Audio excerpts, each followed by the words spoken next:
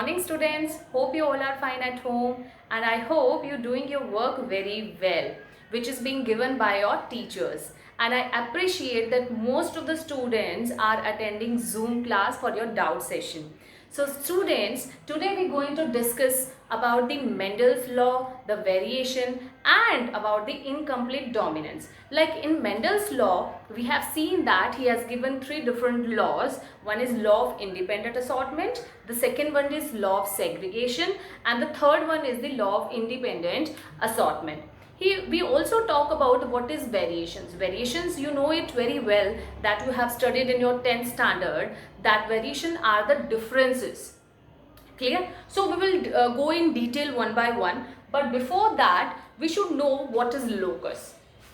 Okay, the word locus. Locus means the position of gene on the chromosome. For example, suppose this is a chromosome and it carry a gene for height, for tallness. Okay, so this is the particular location or the locus of that particular gene.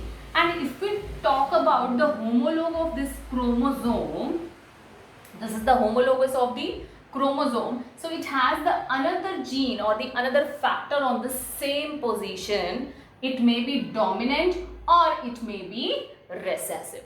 Clear? So this is the what is locus? Locus is nothing but the position of gene on the chromosome. Clear? So the interaction between these two factors of a gene is said to be allelic or intragenic. The interaction between these two factors of a gene on the homologous chromosome is said to be allelic or intragenic interaction.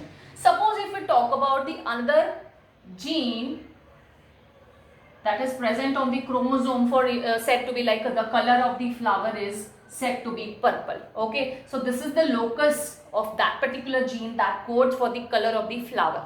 So if we talk about the homologous chromosome that carry the recessive factors on the same locus which codes for white flower and this is for purple. So interaction between these two is said to be allelic and intragenic. Okay, but interaction between this with these genes is said to be inter or non-allelic interaction.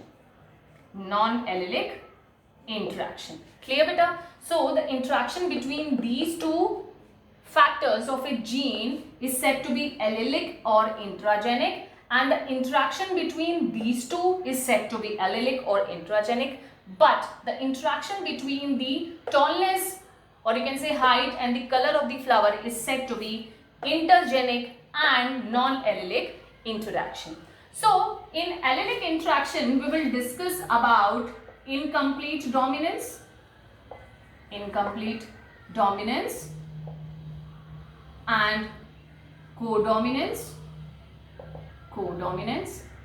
and in case of intergenic we will discuss about polygenic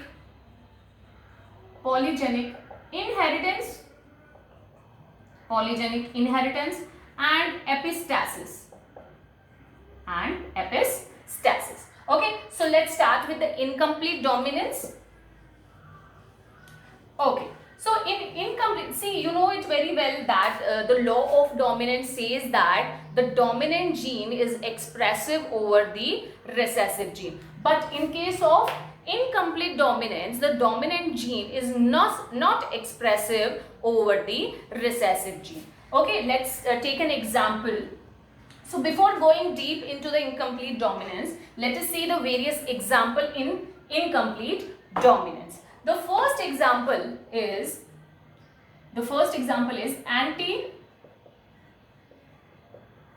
antivrenum, that is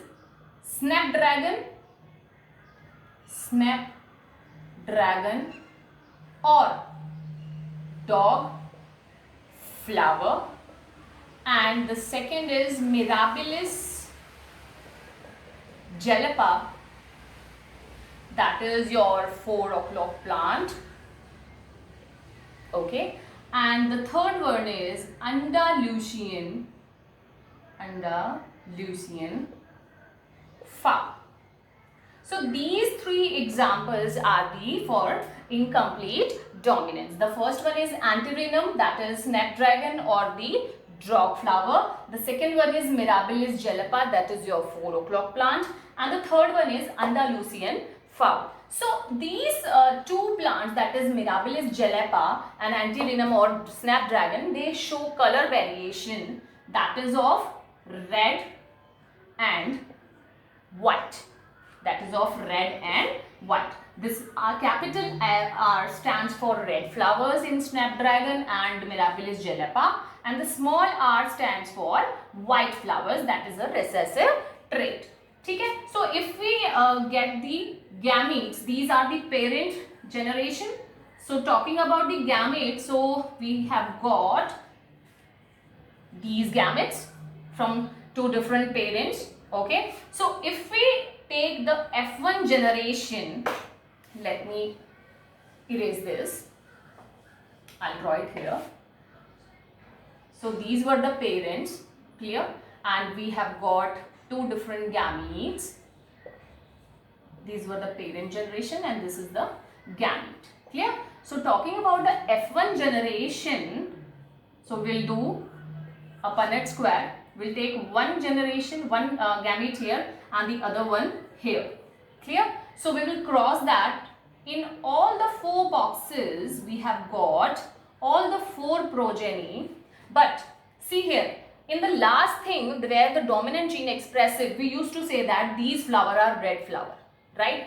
But in this case, these capital R and small r codes for pink flower. So you can see here, the red is not dominant over the white. Okay? So you have got all four pink flowers. So what about the F2 generation? See, in F2 generation we'll do selfing. Clear? We will cross the F1 generation with F1 generation. So let's draw here. We'll keep the gametes here. Okay? So let's cross this. Okay, now cross this with this. So we have got the F2 generation. In F2 generation, you can look at here. See, this capital R stands for red. So there is one red flower and these two are pink and this one is white. This one is white. The phenotypic ratio is 1:2:1. Clear? This is the phenotypic ratio. And if we talk about the genotypic ratio, that is also same. See, if we see the genotype of the organism, this stands for 1, this stands for 2 and this stands for again 1. The phenotypic ratio and the genotypic ratio both are same in case of incomplete dominance. Clear? So we'll take the second example of Andalusian fowl to make it more clear. So Andalusian fowl.